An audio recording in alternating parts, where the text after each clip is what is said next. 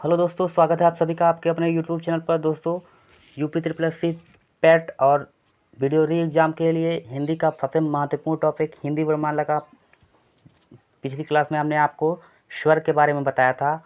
और आज का जो टॉपिक है हिंदी वर्णमाला का व्यंजन। व्यंजन का जो क्वेश्चन आपके एग्ज़ाम में डायरेक्ट पूछा जाएगा, इससे बाहर आपका यूपी ट्रिपल एस सी के एग्ज़ाम में वर्णमाला से कुछ भी नहीं आएगा। आप इतना अगर पढ़ लेंगे, व्यंजन से डायरेक्ट आपका सारा क्वेश्चन इसमें मिल जाएगा। ठीक है दोस्तों, पिछली क्लास में हमने आपको स्वर के बारे में पूरा बताया था। अब आज शुरू करते हैं व्यंजन के बारे में। ठीक है, तो व्यंजन टोटल कितने होते हैं? टोटल व्यंजन जो होते हैं ये 41 होते हैं। ठीक है, 41 व्यंजन होते हैं।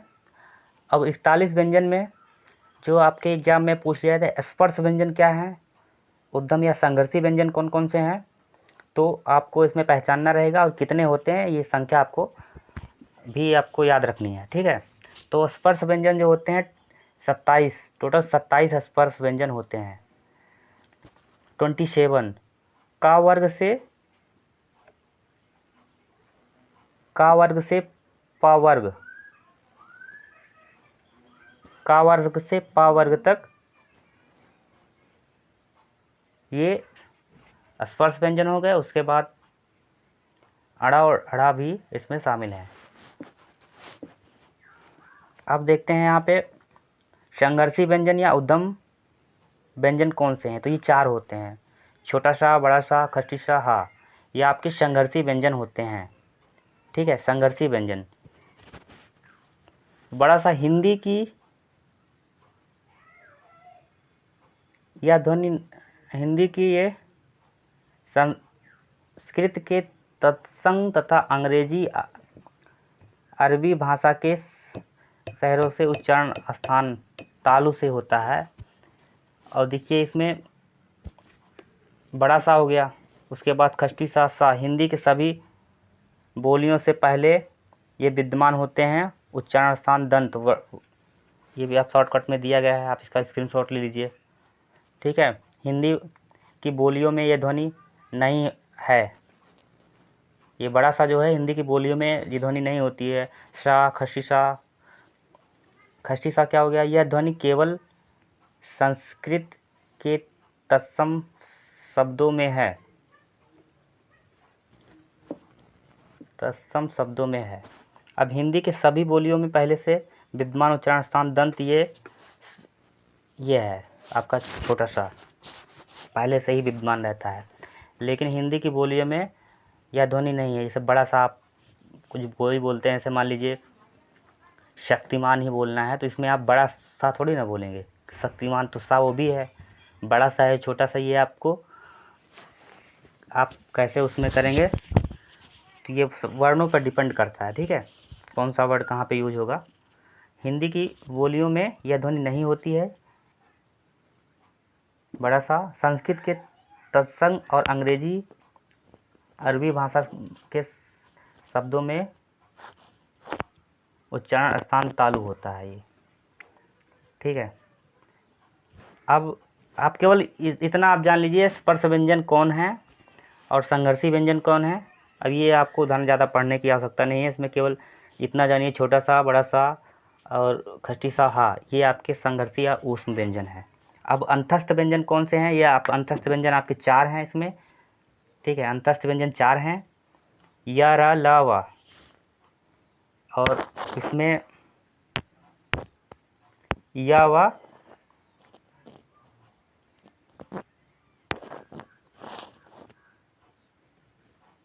रा, ला। ठीक है, या, वा इसमें अर्ध स्वर भी है, ये दिया हुआ है इसमें। या, वा इसमें अर्ध स्वर भी है। ठीक, अब आगे बढ़ते हैं। आगत व्यंजन।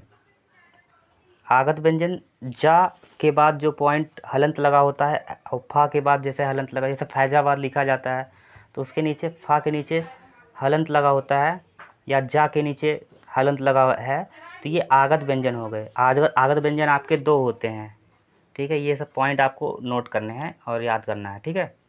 आपके एग्जाम में डायरेक्ट पूछा जाता है। अंतस्थ व्यंजन 4 होते हैं, आगत व्यंजन। संयुक्त व्यंजन कौन से हैं? संयुक्त व्यंजन जो 2 व्यंजन से मिलकर बनता है, जैसे क्षत्रिय में जो छा यूज होता है, ठीक है, आधा का और शा से मिलकर, ये आधा का और खष्टी सा से मिलकर ये क्या बनता है आपका? क्षत्रिय वाला छा बनता है, ठीक है। त्रा, आधा ता प्लस रा, ये मिलकर आपका त्रा बनता है। और श्रमिक वाला जो आपका, इसमें जो श्रमिक रहता है, श्रमिक में जो स्रा यूज होता है वो बड़ा सा के नीचे हलंत और प्लस रा, ये मिलकर आपका स्रा बनता है। और ज्ञा, जा के नीचे हलंत, जा और इया, ये आपका ये 2 शब्दों से मिलकर, ये 2 शब्दों से मिलकर आपका ये ज्ञा बना हुआ है, ठीक है, 2 शब्दों से मिलकर।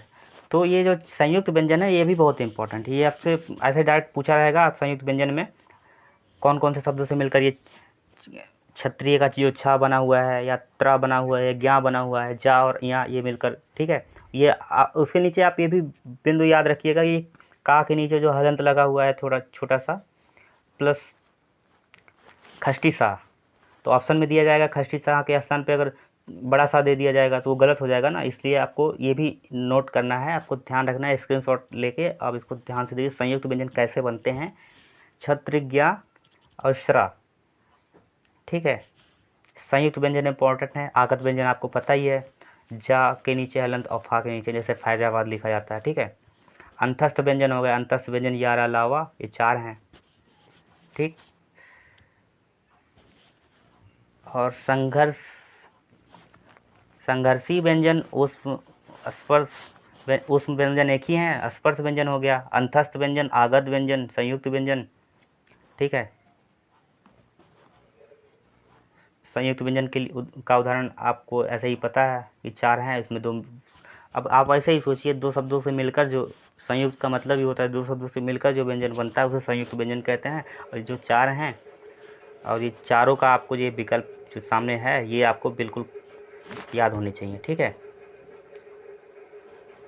अब अघोष व्यंजन और सघोष व्यंजन क्या है, ये भी आपसे बहुत बार एग्जाम में पूछा गया है। आपके यूपी SSSC या और कोई भी एग्ज़ाम हो, हिंदी के जो चैप्टर में वर्णमाला से जो टॉपिक है अघोष और सघोष।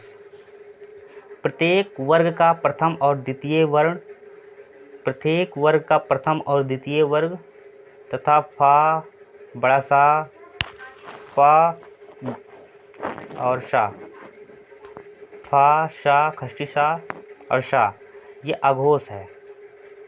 तो प्रत्येक वर्ण का, ठीक है। अब सघोष क्या है? प्रत्येक वर्ग का जो है तृतीय, चतुर्थ और पंचम, जैसे या, रा, ला, वा, हा, अड़ा, अरा, जा एवं सभी स्वर, ये भी सघोष हैं, ठीक है। मैंने क्या बताया? या, रा, ला, वा, हा, अड़ा, रा, जा एवं सभी स्वर, ये आपको अलग से इसमें ऐड करना है। प्रत्येक वर्ग का, वर्ग कहने का मतलब जैसे का, खा, गा, घा, अंगा, ये एक वर्ग हो गया। का, खा, गा, घा, अंगा, चा, छा, जा, झा, इया, ये भी इसमें एक वर्ग में क्या है? 5 शब्द हैं। टाठा, डाढ़ा, आड़ा, तो ये टा वर्ग हो गया। पापा, बाबा, माँ, ये पा वर्ग हो गया। तो इसी तरह से जो प्रत्येक वर्ग है, तो 5 वर्ग दिए हैं रहते हैं। जैसे हम आप वैसे ही समझ लीजिए एग्जाम्पल के लिए, का, खा, गा, घा, अंगा, एक साथ बोलते हैं तो ये 5 वर्ग हो गए। तो इस 5 वर्ग में आपका प्रथम और द्वितीय वर्ण, ठीक है। प्रथम क्या है? का और खा, ये मिला, ये आपका क्या हो गया? अघोष। तथा फा, सा, खष्टी सा, सा, ये भी आपके इसमें अघोष में है। तो आप अघोष का आप पहचान लेंगे। सघोष क्या है? प्रत्येक वर्ग का तृतीय और पंचम वर्ग, तृतीय, चतुर्थ और पंचम वर्ग, कहने का मतलब 5 होते हैं। जैसे का, खा, गा, घा, अंगा, तो प्रथम का और खा ये आपके अघोष हो गए। बाकी जो 3 बच रहे हैं आपके तृतीय, चतुर्थ और पंचम, यानी कि गा, घा, अंगा, ये आपके क्या हो गए, ये आपके सघोष व्यंजन हो गए। ठीक है, वर्ग से कंफ्यूज मत होइएगा मैं। ठीक है, इसमें और उसके बाद इसमें तथा, ये देखिए आपको दिया गया है ना, तथा या रा ला वा हा अड़ा रा जा एवं सभी स्वर, जो सभी स्वर हैं वो भी सघोष ही हैं। जितने स्वर हैं वो सभी सघोष हैं। ये भी इम्पोर्टेंट है, सघोष और अघोष। इसकी संख्या भी आप काउंट करके नोट कर लीजिएगा। ठीक है, मैंने आपको समझाने के लिए इसमें बता दिया है सघोष कितने हैं, अघोष कितने हैं, कैसे आप पहचानेंगे। प्रथम और द्वितीय वर्ण जो है, प्रथम और द्वितीय वर्ण और फा सा, बड़ा सा, खष्टी सा, ये जो है मिला करके आपके अघोष हो गए। बाकी जो जितने भी स्वर हैं अयारा लावा और प्रथम का प्रत्येक वर्ग का तृतीय, चतुर्थ और पंचम वर्ग, ये सघोष वर्ण होते हैं। ठीक है, उदाहरण के लिए उदाहरण भी दिया गया है समझने के लिए, आपको कंफ्यूज मत होइए। दिया गया है ना यहाँ पे, जैसे का वर्ग आपका दिया गया है तो का खा ये आपके अघोष हो गए, गा घा अंगा ये सघोष हो गए। ठीक है, तो का से लेकर जितने भी व्यंजन हैं लास्ट तक, अब इसमें फा सा खष्टी सा भी शामिल हैं ये अघोष में। ठीक है, सघोष में सभी स्वर को भी रख सकते हैं आप, इसमें दिया गया है ना, इसमें कंफ्यूज मत होइएगा। ये आप बहुत ही इंपॉर्टेंट, अघोष सघोष कई बार एग्जाम में पूछा गया है। अब चलते हैं नेक्स्ट, आपका जो है इसमें दिया गया है अल्प प्राण, अल्प प्राण व्यंजन और महाप्राण व्यंजन।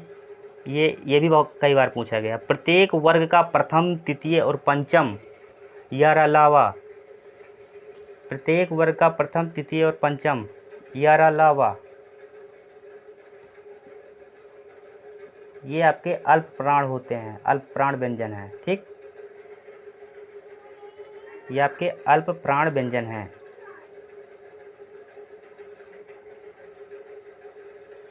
और देखिए महाप्राण क्या है, अल्प प्राण पर कैसे पहचानेंगे आपका, इसे का खा गा घा अंगा, ये चार आपके का वर्ग हैं। तो का वर्ग में जो प्रथम है आपका का हो गया, तृतीय हो गया, गा हो गया आपका, और पंचम वर्ग अंगा हो गया। ये वर्ण हो गए आपके अल्प प्राण, जिसमें आपकी महाप्राण क्या हो गया, प्रत्येक वर्ग का द्वितीय और चतुर्थ वर्ण। द्वितीय यानी कि जो आपका ये खा और घा, तो उसी के लेवल में जो भी आपका का वर्ग से लेकर के जितने भी व्यंजन हैं और भी सारे व्यंजनों का जो वर्ग है, का वर्ग, टा वर्ग, चा वर्ग, जो भी है, उसका जो द्वितीय और चतुर्थ वर्ण है और बड़ा सा, खष्टी सा, छोटा सा हा मिला करके ये महाप्राण होते हैं। अब वैसे भी आप लॉजिकल जान लीजिए, अल्प प्राण में जैसे आप बोलते हैं का खा, तो का आप जब बोलेंगे तो इसमें आप सांस अंदर को लेंगे, और खा जो है आप बोलेंगे सांस बाहर को लेंगे, तो ये महाप्राण हो गया। अल्प प्राण में आप सांस जो है कम लेते हैं, और महाप्राण में आप अपने मुख पर ऐसे ही हाथ रख के बोलिए का खा गा घा। तो का आप बोलते हैं तो कम सांस अंदर को ले रहे हैं, खा बोल रहे हैं तो आप जो है आपकी जो है ये सांस है बाहर को जा रही है, गा बोल रहे हैं। तो इस तरह से आपको अल्प प्राण महाप्राण समझना है। सघोष सघोष वो दूसरा चीज़ है, ये अल्प प्राण महाप्राण दूसरा। सघोष सघोष पहचानने के लिए आप उसको जो मैंने बताया उसको आप नोट कर लीजिए, लेकिन ये अल्प प्राण महाप्राण इसका लॉजिक यही है, प्रथम, तृतीय और पंचम यारा लावा ये अल्प प्राण हो गए। महाप्राण प्रत्येक वर्ग का द्वितीय और चतुर्थ वर्ण, बड़ा सा स खष्टी सा हा, ये आपके महाप्राण होते हैं। ठीक, ये आपसे डायरेक्ट कई बार पूछा गया है, अल्प प्राण महाप्राण। उच्छ्प्त व्यंजन, ये देखिए ढा और अड़ा, ये उच्छ्प्त व्यंजन है। अब ऐसे ही लुंठित व्यंजन, ये रा जो है आपका लुंठित व्यंजन है, और अयोग्यवाह जो है आपके अंग और आह, ये जो अयोग्यवाह आपके व्यंजन हैं ये अंग और आह। तो अंग जो है, जो बिंदी होती है ये अनुस्वार होते हैं, और आह का जो सिंबल होता है अंग आह वाले में, आप उस देख लीजिए, उसको विसर्ग कहते हैं। ठीक है, ये चीज़ें अयोग्य वा अंग और आह, तो अनुस्वार और विसर्ग।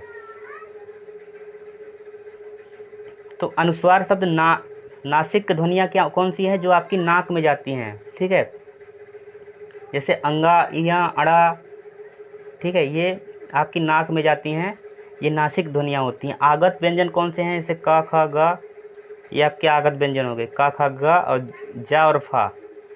का के नीचे आगत व्यंजन में एक चीज़ अलग होता है, जैसे का तो सिंपल का है, का के नीचे जो बिंदी लगी हुई है, यहाँ पे देखिए, नोट करिए, का के नीचे बिंदी, खा के नीचे बिंदी, गा के नीचे बिंदी, जा के नीचे बिंदी, फा के नीचे, जैसे फैजाबाद में फा के नीचे बिंदी रहती है। तो ये आपके आगत व्यंजन होते हैं। तो आगत व्यंजन आपके 5 हो गए, ठीक है, ये मेन हैं। आप स्क्रीनशॉट लेते चलिएगा, जितना मैंने बताया है ये बहुत ही इम्पोर्टेंट है, ठीक है। तो व्यंजनों को उच्चारण स्थान जो है ये भी आपको ध्यान रखना है। व्यंजनों जैसे का वर्ग हो गया, देखिए का वर्ग, का, खा, गा, घा, अंगा हो गया, ठीक है, का वर्ग, का, खा, गा, घा, अंगा। और उसके बाद चा वर्ग, चा, छा, जा, झा, इया, ये तालु से निकल रहा है। कंठ तालु, कंठ तालु, मूर्धंत, दंत, ये दांत से जो आवाज़ें निकलती हैं, ता, था, दा, धा, ना, आप वैसे ही बोल के समझ सकते हैं, ठीक है। ओंठ से जो आपकी आवाज़ें निकल रही हैं, पा वर्ग और सा, रा, ला, जा, ये है दंत से निकल रहा है। इसके बाद दंतोष्ठ, स्वर तंत्रीय। तो ये मेन जो है वर्ग को कैसे आप बोलते हैं वो दिया गया। कंठ से कौन कौन सा आप बोलते हैं, जैसे का वर्ग जो आप कंठ से बोलते हैं, चा वर्ग आप तालु से बोलते हैं, टा वर्ग आप मूर्धंत, टा, ठा, डा, ढा, ये सब जो शब्द निकलता है। ता वर्ग दांत से, जो आपकी जीवा जो दांत में दांत को स्पर्श करती है, आपके दंत को स्पर्श करती है, उसे दंत व्यंजनों में रखा जाता है। जैसे बोल के आप देखिए, ता, था, द, ध, न। पा वर्ग आप ओठ, आपका जो जीवा है वो ओठ से, पा, फा, बा, भा, मा, ये ओठ से आप जो शब्द निकालते हैं, ये ओठ से भी हो गया। ये पहचानना रहेगा, आपके एग्जाम में डायरेक्ट ऑप्शन दिया रहेगा, आपको पहचानना रहता है, ठीक है। इतना व्यंजन में बहुत ही इम्पोर्टेंट है। और अगला जो टॉपिक होगा ये विराम चिन्ह, ये हम आपको बताएंगे। दोस्तों मिलते हैं किसी नेक्स्ट वीडियो में किसी नए टॉपिक के साथ। तब तक के लिए जय हिंद, वंदे मातरम।